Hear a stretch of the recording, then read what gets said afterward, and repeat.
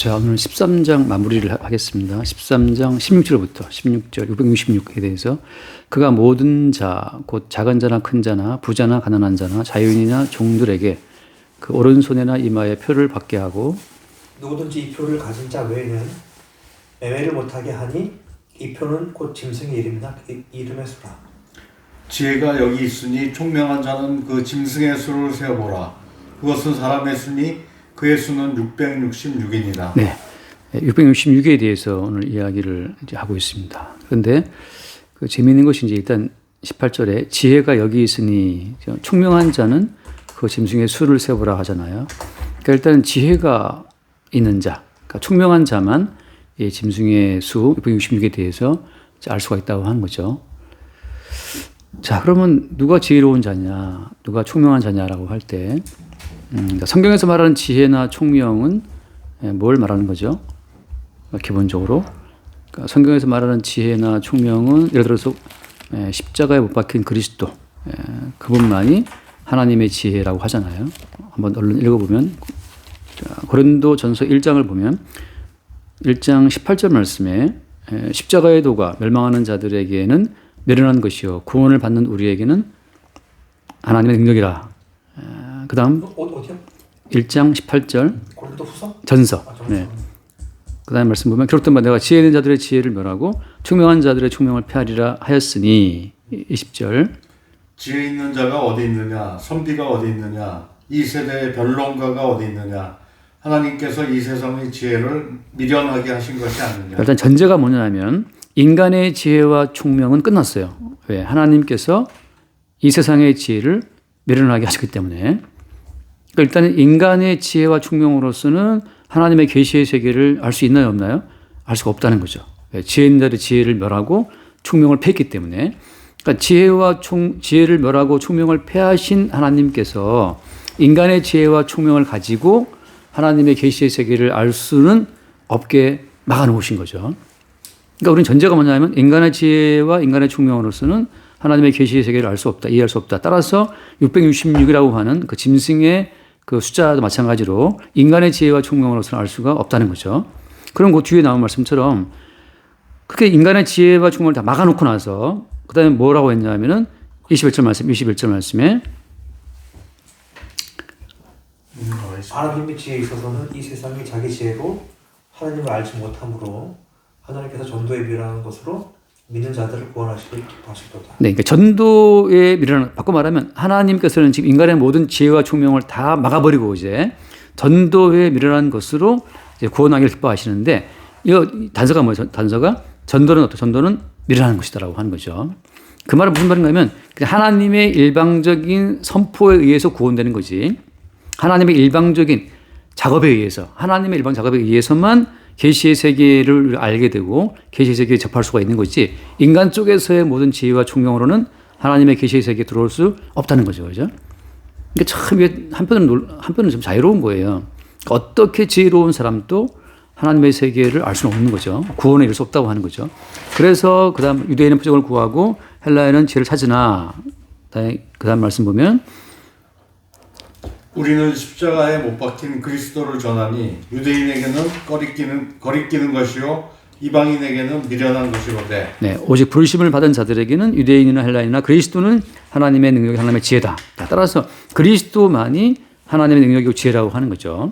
자, 따라서 그러면 여기 말씀처럼 돌아와서 보게 되면은 아까 지혜가 여기 있으니 자, 총명한 자는 그 짐승의 수를 세보라 했잖아요. 그럼 지혜로운 자, 총명한 자는 누구겠어요? 예, 어떤 그리스도? 십자가 못 박힌 그리스도죠. 그리스도 많이 있어요. 근데 중요한 것은 거기서 말하는 것은 못 박힌 그리스도를 말하고 있는 건데, 그러니까 십자가 못 박히신 예수 그리스도가 있는 자, 그 자들이 뭐가 있다는 거예요? 지혜가 있고 총명이 있다는 거죠. 그들만 그 짐승의 수를 셀 수 있다고 하는 거예요. 자, 그럼 이제 그런 전제를 깔아놓고 나서 이제 십자가에 못 박힌 그리스도가 있는 자만 그 그리스도의 안목으로 짐승이 무엇인지 또 사람이 무엇인지를 볼 수 있다는 거죠. 자, 그리고 지금 눈이 한던 말씀처럼 성경 전체에서 자기를 가리켜 인자라고 하신 분은 누구밖에 없어요? 예수님이란 말이죠. 선지자들이 인자라 했던 그 모든 것은 인자로 오신 예수로서를 보여주는 모형으로 했던 말이기 때문에 자, 인자, 사람의 아들, 하나님 보시기에 유일한 사람은 예수밖에 없다는 거잖아요. 그러니까 인자로 오신 예수 그리스도 빼고는 어때요? 몽땅 다 사실은 뭐였다? 짐승이었다라고 하는 것을 보는 그 안목에서만 짐승의 숫자를 세워보라. 그것은 누구의 수다? 사람의 수다. 바꿔 말하면 짐승 이꼴 사람인 거죠. 그러니까 인자이신 예수 그리스도를 딱 우뚝 세워놓고 보니까 모든 사람이 다 뭐였어요? 짐승이었다고 하는 거죠. 이게 어떻게 밝혀지는 거예요? 못 박히신 그리스도의 관점에서, 그러니까 십자가 못 박히신 예수 그리스도, 십자가 위에서 내려다 보니까 모든 사람이 사실은 다 개였고 짐승이었다고 하는 거죠. 자, 그럼 여기서 이제 그 짐승의 수를 세워보라. 그건 사람의 수다라고 했는데 여기서 말하는 숫자라고 하는 거. 그럼 그 숫자라는 것이 도대체 무슨 의미가 있냐 말이에요. 왜 그 숫자는 또 666이란 말이죠. 나 여기서 지금 수를 세어보라. 그건 사람의 수다. 그것은 무엇이다? 666이다. 여기서 이제 성경에서 말하는 계시에서 말하고 있는 숫자라고 하는 것은 어떤 특징이 있냐면 계시에서 말하는 수라고 하는 것은 인간의 모든 개별성 자체를 없애는 겁니다. 인간의 개별성. 근데 어때요? 인간의 개별성은 어떻게 생기는 거죠? 인간의 개별성이라는 것은 장소와 그다음에 문화에 따라서, 그죠? 또 시간 따라서. 그러니까 시간이 지나갈수록 시간의 두께만큼 그 인간의 어떤 인격체가 형성이 되는 건데, 그러니까 1살 먹은 나이, 2살 먹은 나이, 뭐 10살, 20살, 60살 그렇게 인간은 그 시간에 의해서 어떤 다른 어떤 개체성을 갖고 있단 말이잖아요. 근데 성경에서 말하는 수라고 하는 것은 그런 인간의 개별성 자체를 다 숫자화 시켜버려요. 그러니까는 여기, 이 공간 안에 지금 60 먹으신 분이 있고 50 먹으신 분이 있고 뭐 이렇게 그렇게 하는데 성경에서 뭐라고 하는 거예요? 그 공간 안에 몇 사람이 있지? 3사람이 있어. 그럼 그 3사람이 많이 배운 사람이든 적게 배운 사람이든 뭐 가난한 자든 부한 자든 간에 그런 그 개체적인 차별을 안 따지고 그냥 어때요? 다 수로 환산하는 거죠. 그래서 계시에서 말하고 있는 숫자라고 하는 것은 인간의 개별성을 안 본다는 거. 모든 인간의 개별성을 다 삭제하고 그냥 숫자라고 하는 거죠. 그래서 성경에서 말하는 어떤 숫자 혹은 계시의 세계에서는 인간의 모든 역사 자체를, 인간의 모든 역사는 사실 이제 시간의 어떤 시간의 흐름이잖아요. 그 시간의 두께인데 인간의 모든 역사를 가둬버려요. 다 이렇게. 다시 말하면 그걸 뭐라고 해야 되나? 100년을 살아도 인간은, 말하자면 인간 자체는 100년을 살아도 똑같은 패턴만 반복하고 있는 어떤 기계적인 존재로 인간을 묶어버린다고 하는 거죠. 예를 들어서 얼른 잠깐 볼게요. 누가복음 말씀 보면, 누가복음 17장 말씀 보면 거기 그런 얘기 나오는데, 누가복음 17장 26절 말씀 볼게요. 26절. 제가 먼저 25절 말씀 볼게요. 25절. 17장 25절. 그러나 그가 먼저 많은 고난을 받으며 이 세대에게 버림바 되어야 할지니라. 이 세대라는 말을 써요, 주님이. 근데 이 세대는 어떠냐 하면은 그 다음 말씀 볼게요. 노아의 때에 된 것 같이 인자의 때에도 그러하리라. 노아가 방주에 들어가던 날까지 사람들이 먹고 마시고 장가들고 시집가고 홍수가 나서 그들을 멸망시켰으며, 그다음에 또 롯의 때와 같으니 사람들이 먹고 마시고 사고 팔고 신고 집을 짓더니. 자, 노아 때는 보통 평균 사람들이 뭐 500살 막 살았잖아요. 그죠? 그러니까 500년은 살아도 그 500년 산 인간의 삶은 어떻게 묶이는 거예요? 먹고 마시고 장가가고 시집가고 그다음에 사고 팔고 신고 짓고 이거 다예요. 그러니까 500년을 살아도 900년을 살아도 인간의 모든 삶은 여기에 묶여 있어요. 그냥 먹고 마시고 장가가고 시집가고 사고 팔고 신고 짓고 이것으로서 인간의 모든 시간을 이렇게 고정시키는 거죠. 이게 니들이 여기 갇혀 있다는 거죠. 그러니까 인간은 갇힌 시간 안에서 똑같은 행동을 반복하고 살아가요. 그건 어때요? 500년을 살든 조선시대를 가든 로마 시대를 가든 똑같아요. 인간은 로마 시대든 뭐 페르시아 시대든 간에 모든 인간은 먹고 마시고 장가가고 시집가고 사고 팔고 이거 묶여 있다는 거죠. 그 성경에서 말하는 숫자라고 하는 것은 그래서 인간의 개별성을 다 묵살해버리고 묶어버린다고 하는 거. 하나의 어떤 고정된 구조에 인간을 묶어버린다고 하는 거죠. 시대와 장소와 문화와 아무 상관이 없이 모든 인간들은 묶여 있다. 그렇게 할 때 그 어떻게 표현한다고 그것을 숫자로 표현한다고 하는 거예요. 숫자로. 그러니까 짐승의 수가 사람의 수라고 하는 것은 사람이 어떻게 인생을 산다 하더라도 그냥 먹고 마시고 사고 팔고 이게 다 묶여 있다고 하는 거예요. 그렇게 하는 그 인간을 보신다고 하는 거죠. 여기서 이제 우리 인간들은 우리는 스테이크를 먹어. 우리는 파스타를 먹지. 하고 인간들이 갖고 있는 우리 라면 끓여 먹었어. 갖고 있는 그 인간들의 모든 인간들이 만들어 놓은 그 차별성을 어떻게 해요? 다 묶어버리고 그냥 니들은 결국은 먹고 마시고 사고 팔고 장가식 가고 그게 다야. 이렇게 묶어버린다고 하는 거죠. 그게 숫자, 성경에서 말하는 수라고 하는 거죠. 수. 그러니까 짐승의 수가 뭐다? 사람 수라고 말하는 것은 하나님 보시기에 모든 인간들의 개별성을 다 삭제를 하고 너희들은 어디에 묶여 있다라고 하는 것으로 인간을 고정화시키는 거죠. 자, 그런 점에서 사람이라고 하는 것은 숫자화되기 때문에 그 말은 무슨 말인가 하면 하나님 보시기에 인간은 개별성을 지닌 존재로 하나, 둘, 셋, 넷, 셀 가치가 없다는 거예요. 한번 읽고 돌아볼게요. 또 이사야서를 보면 이사야서 2장 22절을 보면은 이걸 좀 깔아놓고 제가 666을 설명할게요. 이사야서 2장 22절 네, 22절. 너희는 인생을 의지하지 말라. 그의 호흡은 코에 있나니 새말 가치가 어디 있느냐. 그러니까 하나님 보시기에는 1000만 명이 있다 하더라도 그 모든 인생들은 숫자를 하나, 둘, 셋, 넷 가치가 없다고 하는 것이죠. 모든 인간은 똑같이 먹고 마시고 사고 팔고 묶여있기 때문에 창세기로 말하자면 인간은 거대한 흙덩어리예요. 우리 인간들이 스스로 부여한 어떤 개별적인 차이를 다 없애버리고 나면 그냥 숨만 쉬고 있는 흙덩어리라고 하는 거죠.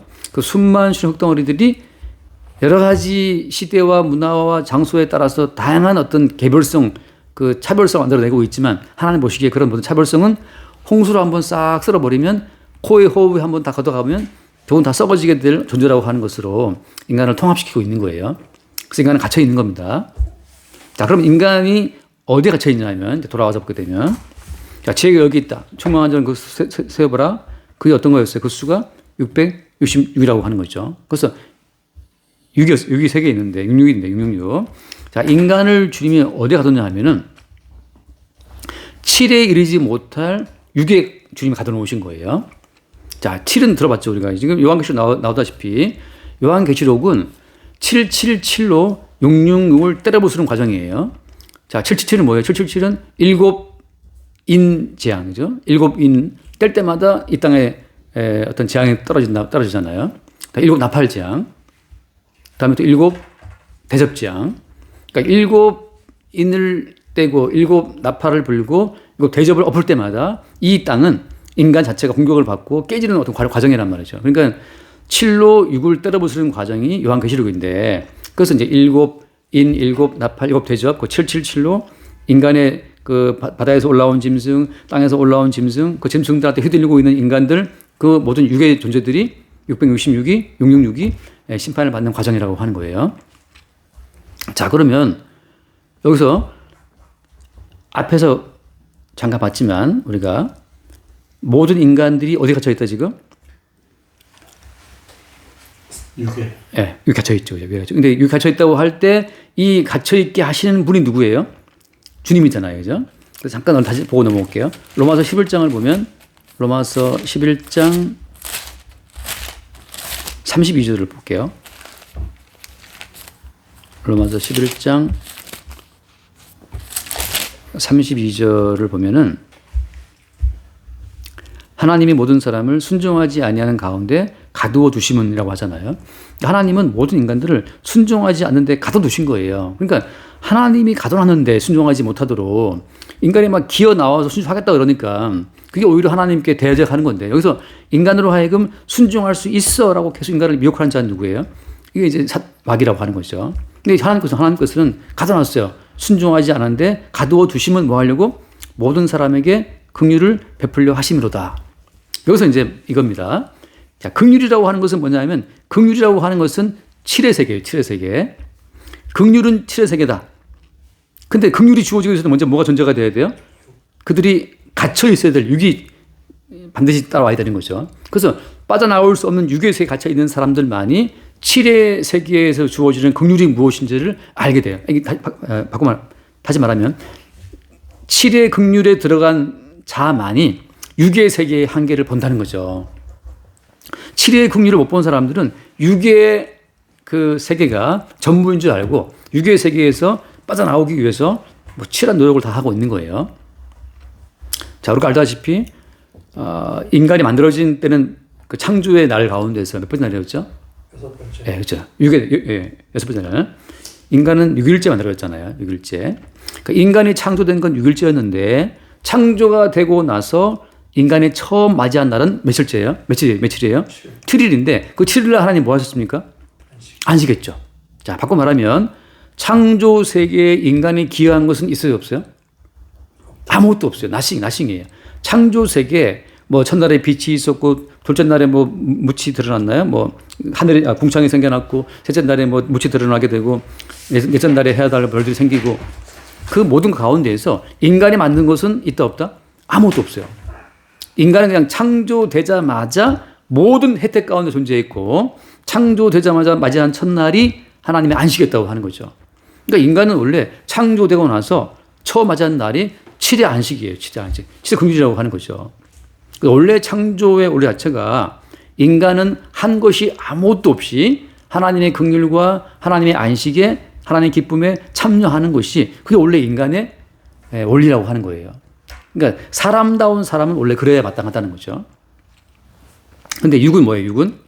육은 끝없이 뭘 추구하는 거예요? 육은 이제 뭘 추구하느냐? 이제 돌아와서 봐요. 그래서 오늘 그 13장 17절 말씀 17절 누구든지 이 표를 가진 자 외에는 매매를 못하게 하니 이 표는 곧 짐승의 이름이나 그 이름의 수라. 자, 666이라고 하는 그 표를 가진 자 외에 매매를 못하게 하는데 다시 말해서 매매라고 하는 것은 제가 지난주에 말씀드린 것처럼 매매라고 하는 것은 나한테 뭔가 팔 게 있어야 되잖아요. 그죠? 나한테 뭔가 팔 만한 가치 있는 것이 있어야 돼요. 내가 외모가 예쁜 사람의 얼굴을 팔고 손재주 좋은 사람은 손재주 팔잖아요. 그죠?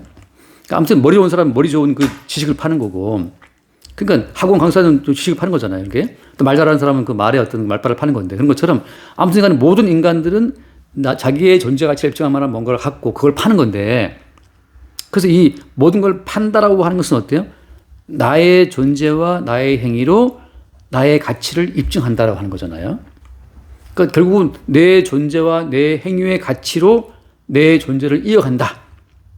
그게 이제 매매인데 인간들이 매매하고 있는 그 매매의 대부분의 그 내용물은 뭐냐 하면 늘 말한 말처럼 그 빵의 문제, 먹고 사는 돈의 문제, 능력의 문제, 권세의 문제인데 그러니까 뭐 옛날에 우리나라 뭐 한나라 같은 경우에 그 한고조 유방은 나라를 하나 뭐 얻었잖아요. 그 또 전에 보면 진시황 나오고 그 뭐 보게 되면 이제 사람들이 무슨 뭐라 하죠 그거를 그 왕 만드는 사람들 뭐라 하죠 킹메이커 뭐 그러잖아요. 그래서 나라를 만들고 뭐 그렇게 한다 그러는 그런 것처럼 사람들은 다 뭔가를 가지고 자기의 존재 가치를 가지고 매매할 어떤 걸 갖고 있어요. 다시 말해서 원래 7의 세계는 하나님의 은혜와 긍휼로 주어지는 세계인데 6의 세계는 각자가 어때요? 각자가 존재를 가치를 입증해야 될 그 뭔가를 갖고 있어야 돼. 나한테 아무도 뭔가라도 내가 노동력 날품팔이라도 뭔가 할 만한 그게 없으면 어때요? 그 사람은 그 사회 가운데서 탈락하는 거예요. 날품팔이 하는 공사판 인부가 다쳤다. 일 못 나간다. 굶어 죽는 거죠. 뭐 말하자면. 그러니까 원래 7의 세계는 은혜의 세계, 긍휼의 세계, 안식의 세계인데 6의 세계에서는 너로서 너의 존재 가치를 증명을 해서 너로서 너의 생존을 이어가라. 너로서 너의 어떤 그 존재 가치를 못 드러낸다 할 것 같으면 너는 탈락이야 라고 하는 것이 6의 세계가 하는 거죠. 자, 어때? 그런 흐름이 어디까지 이어지는 거예요? 그런 흐름이 천국에 가기 위해서는 네가 뭔가 네 존재 가치 입증을 해야 돼. 네가 말씀에 순종하든지 뭐 하늘에 부활하는 뭐 헌금을 하든지 구제를 하든지 너의 행위로 너의 존재 가치를 입증을 하면 천국에서 좋은 자리 들어갈 수가 있고 만약에 안 그러면 네가 나중에 탈락할 수 있다. 노력해야 돼. 너의 존재 가치 입증하기 위해서 기판 잡고 뭐 수영장을 도는 우리 이광섭 선생님 수영 잘하시거든요. 그 수영장 25m를 몇 바퀴 돈대요. 막 쉬지 않고. 처음에는 한 바퀴도 못 돌았는데 지금은 막 돈다는 거지, 이렇게. 그런 것처럼 점점 나의 어떤 그 행함의 가치를 높여갈수록 말하자면 이제 어떤 가치 있는 존재가 된다고 하는 거죠. 그런 식으로 여기에서는 끝없이 매매에 필요한 너의 뭔가 어떤 자원을 스스로 확보를 하라고 하는 그 자체가 이게 유기세계라고 하는 거예요. 그래서 위에 볼게요. 16절 말씀, 16절. 그가 모든 자, 곧 작은 자나 큰 자나 부자나 가난한 자나 자유인이나 종들에게 그 오른손에나 이마에 표를 받게 하고. 자, 오른손은 어떤 행위를 말하는 건데요. 손을 움직이는 행위를 말하는 거고, 이마라고 하는 건 존재 가치를 말하는 건데, 아무튼 그 사람의 그 뭔가 존재감을 드러낼 만한 그 표가 이마에 붙어 있는 거예요. 아, 그 사람은 많이 배운 사람, 그 사람은 유명한 토론가, 그 사람은 유명한 정치인, 그 사람은 뭐, 아무튼 그 피스메이커, 여러 가지로 오른손이나 이마에 매매할 만한 어떤 그 능력과 가치가 다 부여가 되어 있는 거죠. 그래서 표를 받게 했다는 말은 어때요? 사실은 모든 인간들이 7의 세계의 주인공이신 주의 은총으로 살고 있는데 거기다 어때요? 라벨을 붙이는 거예요. 누가? 땅에서 올라온 이 짐승이, 그죠? 바다에서 올라온 짐승이 같이 해서 인간에게 워낙에 그 사람에게 그런 재능이 있는데 그건 넣어주신 거예요. 하나님 주신 건데 거기다가 인간이 라벨을 붙여가지고 너는 이런 사람이라고 하는 의미 부여, 가치 부여를 인간 중심으로 하는 것이 바로 땅에서 올라온 짐승이고 바다에서 올라온 짐승이라고 하는 거죠. 그러니까 그 사람이 노래를 잘해. 근데 그 노래 잘하는 것은 어때요? 7의 세계의 주인이신 주님이 노래를 잘하는 재능을 주신 건데 거기에 누가 개입한 겁니까? 땅에서 올라온 짐승이 야 이거 너 이럴 가치가 있어라고 그 사람에게 개별적인 가치를 부여해 주는 거예요. 사실은 다 모두가 그리스도로부터 온 것인데 그리스도의 풍성함의 어떤 결과물인데 거기에 그리스도를 떼내고 어떤 라벨을 붙이는 거예요. 이건 네 거야라고 하는 뭐라지 라벨을 갈아 끼운가 아무튼 뭐 짝퉁 라벨 떼고 그다음 명품 붙이는 것처럼 그리스도의 풍성함으로 주어지는 그리스도를 위한 그리스도에 의해서 주어진 그리스도의 것인데 그리스도 라벨을 떼고 뭘 붙이는 거야? 이건 네 거야라고 하는 개별적인 라벨을 붙이는 거죠. 이게 이제 말하자면 창세기에 보면 나오잖아요. 선악과 악을 아는 그 열매를 먹으면 너의 눈이 밝아진다라고 하는 것처럼 결국 이제 눈이 밝아진다는 것은 하나님과 그의 세계를 잃어버리고 자기 세계만 드러나게 된 건데 이제는 그리스도의 풍성함도 안 보여. 내 거라 자기밖에 안 보이는 거죠. 그렇게 해서 각자가 자기 자신의 세계와 자기의 가치에 미치도록 만드는 것이 땅에서 올라온 짐승이 하고 있는 거예요. 그래서 말하자면 이제 이게 교회 들어오게 되면 아 집사님은 이러이러한 뭐 헌신을 잘 하시니까 주님 기뻐하실 겁니다. 아, 그 권사님은 이러한 재능이 있으니까 그걸로 지금 하시면 기뻐하실 거예요. 하고 거기에서 개인적인 어떤 존재 가치를 계속 부여해 주는 역할을 누가 한다? 땅에서 올라온 짐승이 한다는 거죠. 그것이 어떻게 이어지는 거예요? 땅에서 올라온 짐승, 바다에서 올라온 짐승. 따라서 이제 각자 개별적인 가치 부여를 해주는 것이 짐승의 어떤 특징이라고 하는 거예요. 자, 다시 말하면 이게 지금 누구의 수예요, 이게? 짐승의 수인데 왜 사람의 수라고 또 하는 거예요? 지금 땅에서 올라온 짐승이 이 표를 받게 한 거잖아요. 다시 한번 모든 인간들은 그 사람 일 잘하는 사람이야. 예전에 대통령 같은 경우도 그 사람 데리고 와, 그 사람 일 잘하는 사람 하고 이 땅에서 올라온 짐승, 바다에서 올라온 짐승이 각자에게 의미 부여를 하는 거예요. 수많은 꽃 가운데에서 멈추시었는데 내가 너의 이름을 불러주었을 때 넌 내게로 와서 뭐가 되었다? 꽃이 되었다는 것처럼 사람은 그 사람 능력을 보고 그 사람도 이런 가치가 있네? 그거 나한테 팔아. 그 재능을 팔아. 나한테 그 어떤 예쁜 목소리를 팔아. 서로 이제 매매의 어떤 가치로 어떤 그 의미를 부여해 주는 거죠. 그렇게 해서 이제 각자가 독립적인 가치를 갖게 되는 거예요. 자, 이 모든 것은 누가 주도했다? 땅에서 올라온 짐승과 누가? 부여했는데 이 땅에서 올라온 짐승과 바다에서 올라온 짐승에게 이러한 권위와 권세를 부여해 준 존재는 누구예요? 붉은 용이에요. 그래서 돌아가서 봅시다. 한번 요한계시록 12장 17절 말씀 보면 17절 말씀. 먼저 그 앞에 먼저 보면 그거 있잖아요. 12장 7절 말씀 보면 12장 7절에 하늘에 전쟁이 있으니 미가엘과 그의 사자들이 용과 더불어 싸울세. 용과 그의 사자들도 싸우나 이기지 못하여 다시 하늘에서 그들이 있을 곳을 얻지 못한지라. 큰 용이 내쫓기니 옛뱀 곧 마귀라고도 하고 사탄이라고도 하며 온 천하를 깨는 자라. 그가 땅으로 내쫓기니 그의 사자들도 그와 함께 내쫓기니라. 자, 하늘에서 내쫓긴 붉은 용과 그 무리들이 땅으로 내려와서 아담과 하와를 미혹했고, 아담과 하와를 미혹할 때 어떻게 미혹했어요? 선과 악을 아는 지식, 바꿔 말하면 독자적인 그들만의 지식의 체계를 갖도록 미혹한 거죠. 그게 이제 미혹하는 건데, 그게 이제 꿰다고 했죠. 여기서는 꿰는 줄 했는데, 그 독자적인 개별적인 너만의 어떤 지식의 세계를 갖추도록 미혹했단 말이죠. 자, 거기서 뭐가 생겨요? 거기서 이제 허구의 세계가 생기는 거예요. 어떤 허구의 세계가? 사고, 팔고, 먹고, 마시고, 장가가고, 시집감으로 말미암아 세워지는 거대한 허구의 세계죠. 거대한 매매의 세계란 말이죠. 사실은 어때요? 사실은 그들에게 호흡을 주고, 바람을 주고, 햇빛을 주고, 양식을 주시는 하나님의 그 은혜가 그리스도를 통해 주어지는 건데, 그리스도의 풍성함을 싹 빼버리고 나서 너만의 존재의 가치로, 너만의 행함의 가치죠. 그죠? 오른손과 이마에 받은 표로 말미암아서 너의 그 오른손, 행함의 가치, 너의 이마, 너의 존재 가치, 그걸 가지고 네가 스스로 너의 세계를 만들어갈 수 있다라고 하는 그 거대한 어떤 거짓말에 기반을 둔 허구의 세계가 이 붉은 용에 의해서 생겨나게 된 거예요. 그 붉은 용에 의해서 권세를 받은 것이 바다에서 올라온 짐승과 땅에서 올라온 짐승인데, 말하자면 국가 세력과 종교의 세력이 붉은 용에 놀아나고 있는 거죠. 그러니까 오늘날 수많은 교회가 그리스도의 풍성함으로 주어진 걸 배제하고 나서 개별적인 어떤 존재나 행위의 가치를 가지고 하나님께 도달하려고 하는 그 모든 것은 사실은 어때요? 땅에서 올라온 짐승에게 미혹된 것이고 그 배후에 있는 붉은 용의 거짓말에 미혹된 거죠. 이미 존재함 자체가 그리스도의 대신 주고 오신 은총으로 주어지는 은혜의 결과물인데, 여기에다가 붉은 용의 거짓말을 덮어씌워가지고 이것은 네가 네 힘과 노력으로 네가 만들어 놓은 네 삶의 결과물이야. 자, 네 결과물을 갖고 이제 하나님께 나가라. 하나님께 이걸 구하면 들어주실 거야라고 하는 거. 자, 이 거짓말에 처음 놀아난 자가 누구였어요? 아담과 이브가 이제 놀아나서 알을 낳는데 그 아가 이제 가인인데, 그래서 가인은 뭐 합니까? 열심히 농사한 걸 갖고 나갔잖아요. 하나님 농사한 거 나왔습니다. 받아주시고 복 주세요 하니까 거기서 하나님 거부했죠. 왜 거부한 거예요?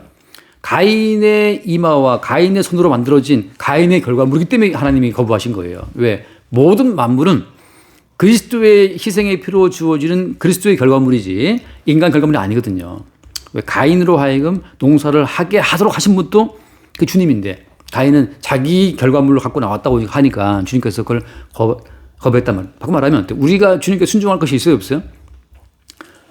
순종할 수 없어요. 그래서 제가 예전에 했던 비유처럼 그 토론할 때 수도 파이프가 집에 들어오는 건 할 수 있지만 수도 파이프의 그 수도 꼭지를 돌리는 건 네가 해야 된다. 네가 해야 된다. 이렇게 말할 때, 그 철병거 그건 네가 무찔러야지라고 할 때, 제가 했단 말은 수도 꼭지를 돌릴 수 있는 그 힘도 주님 주셔야 된다. 라고 할 때 이제 목사님들이 더 자빠졌단 말이죠. 이거 너무 심하다 그러는데, 모든 것, 그러니까 물 한 방울까지 십자가에 죽임당하신 예수에 들어 주어지는 것인데, 거기에 붉은 용이 개입하게 되면, 붉은 용의 개입은 뭐냐 하면 너의 존재의 가치와 행함의 가치를 갖고 너의 존재의 결실을 가지고 주께 드려. 그럼 주님이 너에게 복을 주실 거야 라고 하는 이 매매의 기술을 가르친단 말이죠. 따라서 내 것이 있는 한 우리는 주님과 매매를 계속 시도한다는 말이에요. 하나님, 제가 이거 드렸잖아요. 제가 일에 두원 금식하고 11조를 드렸고 내가 귀신을 쫓아냈고 또 뭐 내가 뭐 선전노릇을 했다 그러잖아요. 마태복음 보면 선전노릇을 했다. 목사를 내가 했고 귀신을 쫓아냈고 권능을 행했지 않습니까? 하고 자기가 행을 갖고 나가니까 그게 네 건가? 네 걸 가지고 지금 나랑 매매를 시도하는 것인가? 그것을 주님이 잘라버리는 거죠. 자, 그러면 이제 이게 이제 어떤 계열학적인 큰 흐름이에요. 큰 흐름인데, 여기서 그러면 자, 이 짐승의 표를 자, 받지 않을 자가 있습니까? 없죠. 그래서 거기 우리가 그 8절 말씀, 13장 8절, 13장 8절에 보면 죽임을 당한 어린 양의 생명책에 창세용으로 이름이 기록되지 못하고 이 땅에 사는 자들은 다 짐승에게 경배한다. 네, 다 경배한다는 말은 다시 말하면 이제 뒤에 보면 나오지만 이 짐승의 표를 다 받게 된다는 뜻이거든요. 그러니까 이제 모든 인간들은 다 짐승의 표를 받고, 아무튼 모든 인간들은 자기 것을 갖고 자기 걸 갖고 누군가와 이렇게 거래를 하고 매매하는 것으로, 심지어 남편과 아내도 어때요? 남편과 아내도 내가 당신한테 이거 했잖아. 나도 뭐 했잖아. 그러니까 서로 막 싸우는 게 있어요. 다 뭐냐면 다 그동안 매매하고 살아온 거예요. 남편 나름대로 돈 벌었다, 아내는 뭐 살림했다, 이런 것으로 서로 매매를 하고 살아온 거기 때문에 어디 가나 다 똑같아요, 모든 것이. 목사는 목사 뭐 설교했다고 또 자기 매매 기술을 내세우고 있고 다 똑같게 아무도 여기서 벗어날 수 없는데 그럼 다 죽은 것이냐 이제 여기서 뭐가 투입되는 거예요. 여기서 일단은 모든 인간들이 이 짐승의 표를 받아가지고 매매하는 이 가치와 정신을 가지고 하나님과 어떤 매매와 거래를 시도하는데 여기에서 아까 봤던 것처럼 죽임을 당한 어린 양의 생명체계라고 되어 있잖아요. 그러니까 이 생명체계의 효력이 그 가운데 들어오는 자들이 있어요. 그들이 어때? 그들이 뭘 보는 겁니까? 내가 사실은 짐승이었네? 라는 걸 보는 거죠. 자, 중요한 건 바로 이거죠. 제가 늘 하는 말처럼 한 때와 두 때와 반 때, 양육한다는 말 그 앞에, 몇 절? 12장에 나오나? 12장에? 12장 14절을 볼까요? 14절. 그러나 그 여자는 큰 독수리의 두 날개를 받아가지고 강야에 있는 자기 은신처로 날아가서 거기에서 뱀을 피해서 한 때와 두 때와 반 때 동안 부양을 받았습니다. 네네. 여기서 뱀의 낯을 피해서 한 때, 두 때, 반 때. 자, 한때라는 것은 나로 살아오는 때고, 두 때는 뭐? 두 때는 어린 양의 생명체계의 생명 속에 들어옴으로 말미암아서 내 속에 새로운 생명이 들어온 거예요. 내 속에 새로운 생명이 어떻게 들어오죠? 십자가로 말미암아서. 그래서 한번 읽고 넘어올게요. 잠깐만. 요한복음 6장을 보면 요한복음 6장 53절인가요? 요한복음 6장 53절.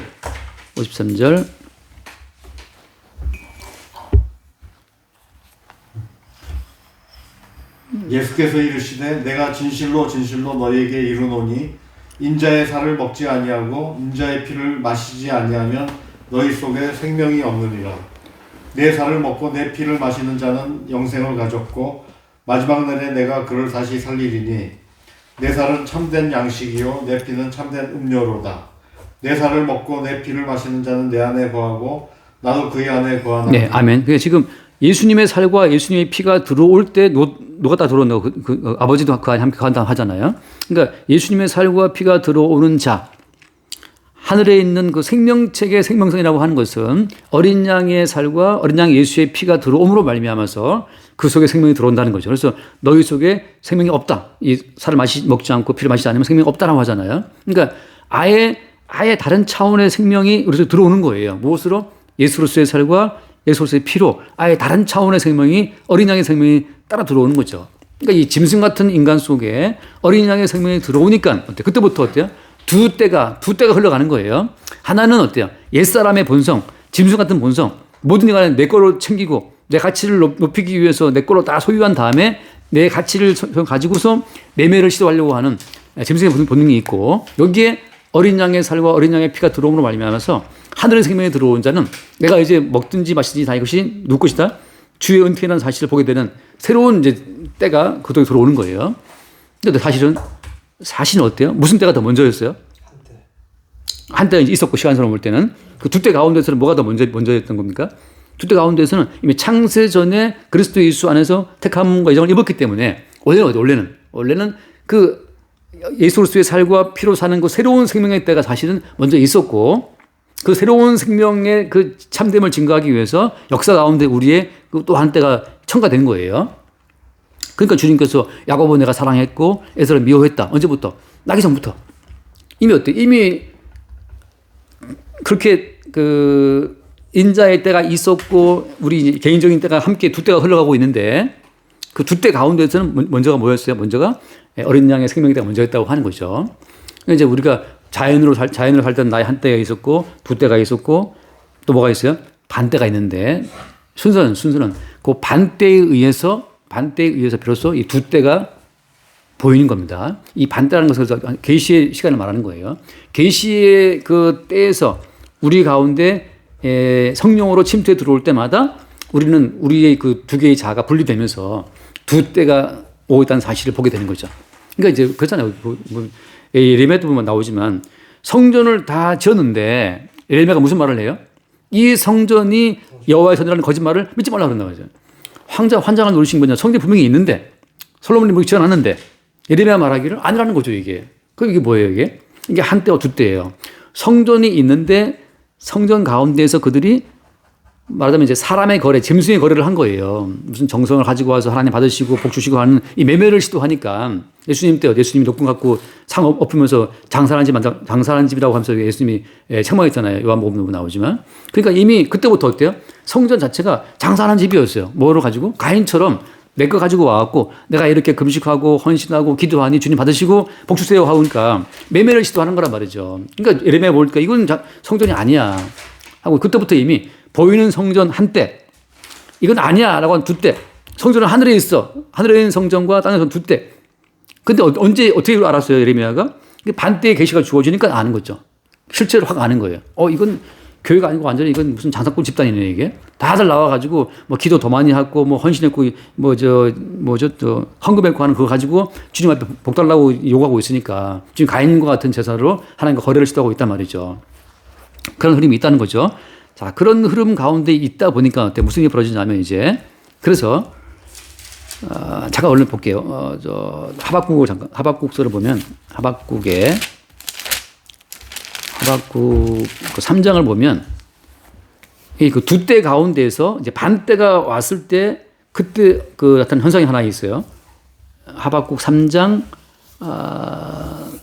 16절 말씀, 16절 말씀일까요? 16절부터 내가 들었으므로 내 창자가 두렵고 그 목소리로 말미암아 내 입술이 떨리도다. 우리가 우리를 치러 올라오는 한날 날을 내가 기다림으로 썩이는 것이 내 뼈에 들어왔으며 내 몸은 내 처소에서 떨리는도다. 자, 자연적인 한때를 때려 부수는 어떤 반때 계시가 벌어졌는데 사건이 벌어졌는데 그때 뭐가 나오냐면 그다음 말씀 17절 말씀. 비록 무화과 나무가 무성하지 못하며 포도나무에 열매가 없으며 감람나무에 소출이 없으며 밭에 먹을 것이 없으며 우리의 양이 없으며 외양간에 소가 없을지라도 나는 여호와로 말미암아 즐거워하며 나의 구원의 하나님으로 말미암아 기뻐하리로다. 주 여호와는 나의 힘이시라. 나의 발을 사슴과 같게 하사 나를 나의 높은 곳으로 다니게 하시리로다. 자, 여기 보면 무화과나무에 열매가 없잖아요, 그렇죠? 포도나무에 열매가 없잖아요. 감나무에 소출이 없고 밭에 먹을 것이 없어요. 바꿔 말하면 어때요? 우리 양도 없어. 소도 없어. 무슨 말입니까? 매매할 거리가 있어요, 없어요? 매매할 것이 아무것도 없어요. 매매할 것이 제로야. 근데 어때요? 그런데도 뭐 때문에 즐거워한다? 여호와로 말미암아 즐거워한다라고 하잖아요. 이게 말하자면 반대로 말미암아서 어린 양의 생명책의 생명성에 들어오는 자가 누리는 어떤 그 순간, 그 정말 반대의 어떤 그 완전히 승리자의 기쁨이에요. 아무것도 없는데 기뻐. 왜냐면 뭐 때문에? 주로 말미암아 기쁘다는 거죠. 그때 주님만이 나의 힘이시다. 나의 발을 사슴처럼 한다. 그 나온단 말이죠. 그러니까 이런 순간들이 말하자면 아까 짐승의 표를 다 받고 있지만 어차피 우리 모두는 다 짐승의 표를 받은 짐승입니다. 우리가 여기서. 지금 많은 분들이 뭘 착각하냐면 짐승의 표를 나는 받지 말아야지라고 하는 것이 문제예요. 무슨 말이에요? 그냥 모든 인간은 다 어때? 다 짐승의 표가 이미 다 있어요. 모든 인간은 날 때부터 다 이미 아기도 막 울어가지고서 엄마 사랑 받는 것처럼 모든 인간은 다 아기만 해도 그냥 울어서 부모 관심과 사랑을 매매하듯이 여자의 눈물은 무기라면서요. 여자가 눈물을 보이면 또 마음에 켜져 하는 것처럼 모든 인간은 다 이미 짐승의 표를 받은 존재라고. 근데 마치 짐승의 표를 받지 않은 것처럼 앞으로 대비합시다. 이게 사실은 모든 인간의 거대한 속임수예요. 그러면 이제 흔히 말하면 베리칩인가 그런 말 들어본 적 있죠. 베리칩 이게 받는 거.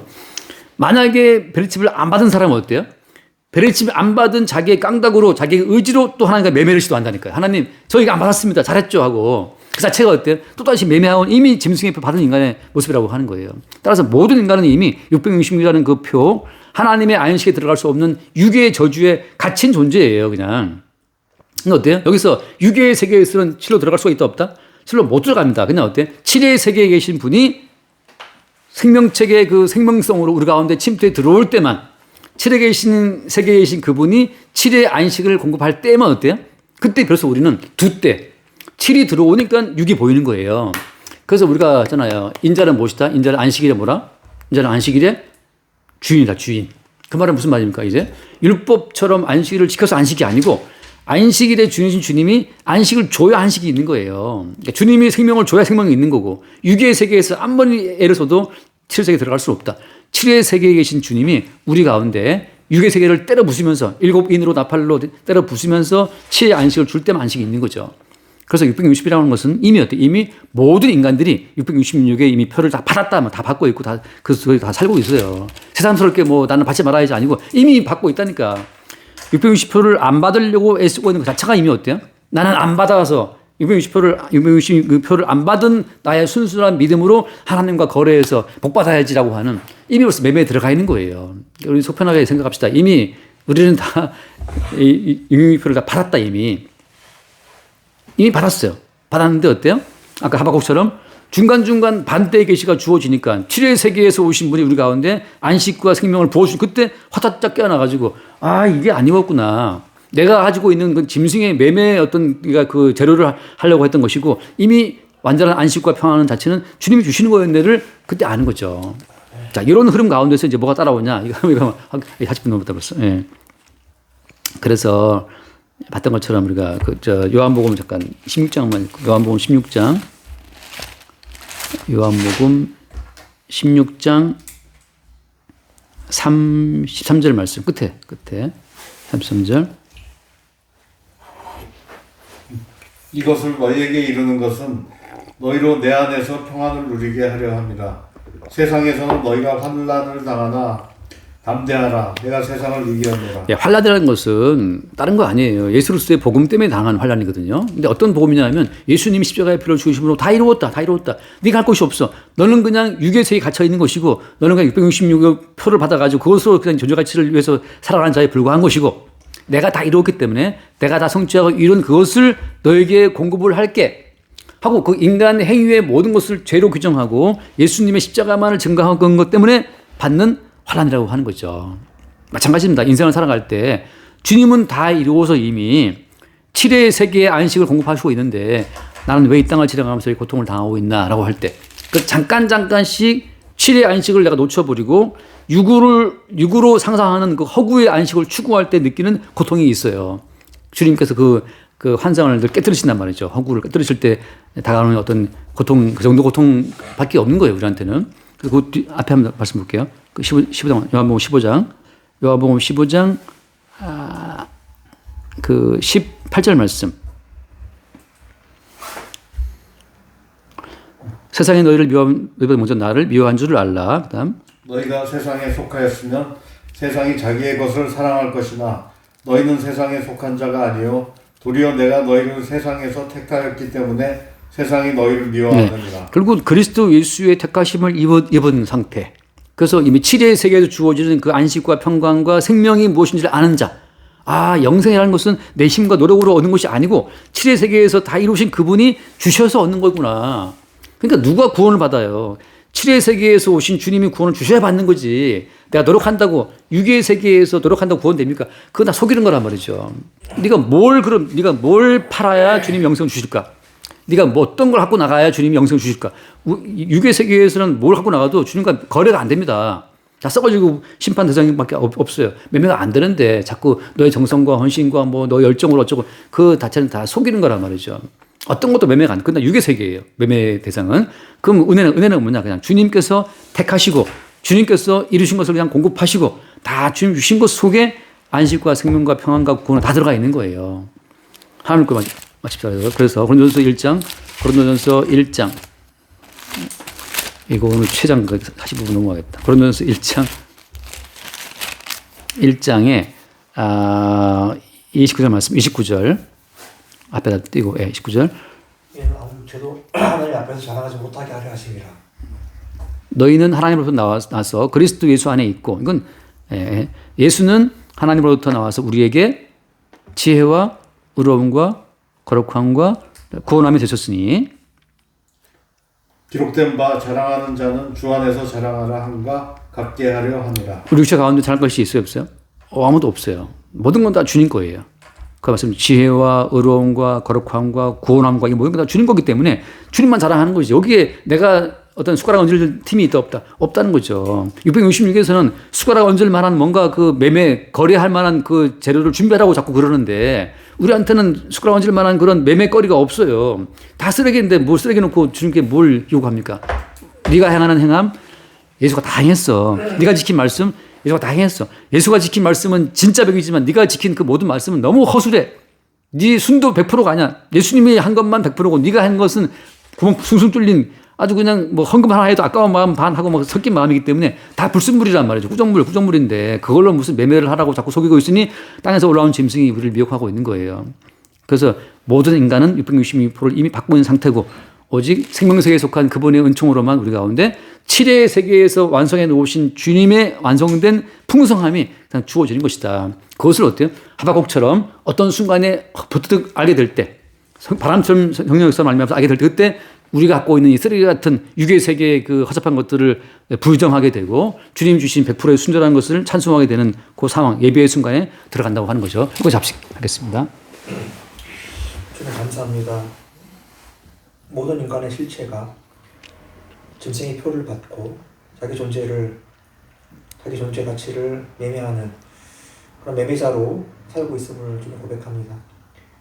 이 속에 어린 양의 피가 묻힌 죽임 당하신 어린 양의 생명책에 기록된 주의 백성들의 눈을 밝히사 아멘. 오직 존재의 근원이 십자가에 못 박혀 죽으신 그리스도의 속에 있음을 날마다 확인하는 은혜를 더하여 주시옵소서. 아멘. 예수님 이름으로 기도합니다. 아멘.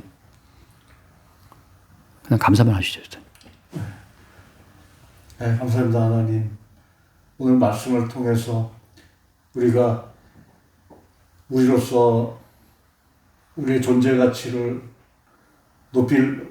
우리의 존재 가치를 높이고 우리의 존재 가치를 입증하지 못하면 우리가 견딜 수 없는 짐승과 같은 존재임을 알 수 있게 해주셔서 감사합니다. 아멘. 네. 오직 그리스도의 피로서만 우리가 이 육의 세계에서 벗어나서 칠의 세계의 생명을 얻을 수 있음을 잘 알게 하시고 항상 그 생명을 가져다 주시는 예수님만 자랑할 수 있는 우리가 될 수 있도록 은혜를 내려주시옵소서. 아멘. 아멘. 그리스도의 이름으로 기도드립니다. 아멘. 주님 감사합니다.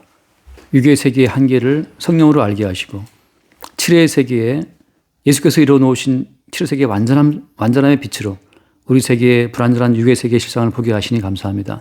날마다 우리의 이 하찮은 육의 세계를 부정하게 하고 주님이 친히 이뤄놓으신 완전한 7의 안식과 평강을 늘 성령을 통해 공급받아 누리며 주를 칭송할 수 있도록 우리를 인도하여 주옵소서. 우리 주 예수님을 기도드립니다. 아멘.